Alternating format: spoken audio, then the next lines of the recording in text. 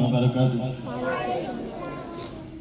नहमदुहु व नसल्ली अला रसूलिहिल करीम अम्मा बाद గౌరవనీయుల పెద్దలారు మరియు నా ప్రియమైన సోదర సోదరి మనులారా, ఈరోజు నేను భారత స్వతంత్ర సమర యోధుడు అనే అంశంపై కొన్ని మాటలు చెప్పాలనుకుంటున్నాను. మన భారతదేశం నాడు స్వేచ్ఛగా ఉంది అంటే ఇది ఎందరో మహానుభావులు చేసిన త్యాగాల ఫలితం.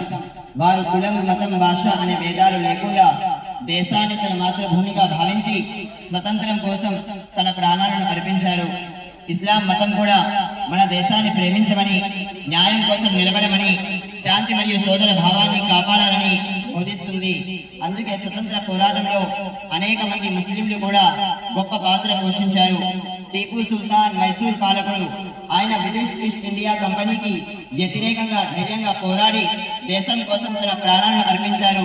అందుకే ఆయన మైసూర్ పులి అని పిలుస్తారు. మౌలానా అబ్దుల్ కలాం ఆజాద్ గొప్ప విద్యావేత్త, జాతీయ నాయకుడు. స్వాతంత్ర్య ఉద్యమంలో చురుకుగా పాల్గొని ఎన్నోసార్లు జైలుకు వెళ్లారు.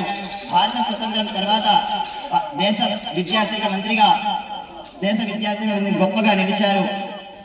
అష్ఫాకుల్లా ఖాన్ యువ వీరుడు దేశ స్వతంత్రం కోసం తన ప్రాణాలను అర్పించి త్యాగానికి చిరస్మరణయ్యారు.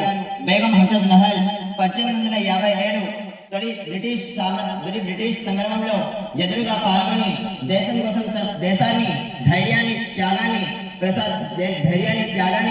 ప్రసాదించిన గొప్ప మహిళా నాయకురాలు. మతాలు వేరు కావచ్చు, కానీ దేశం ఒక్కటే.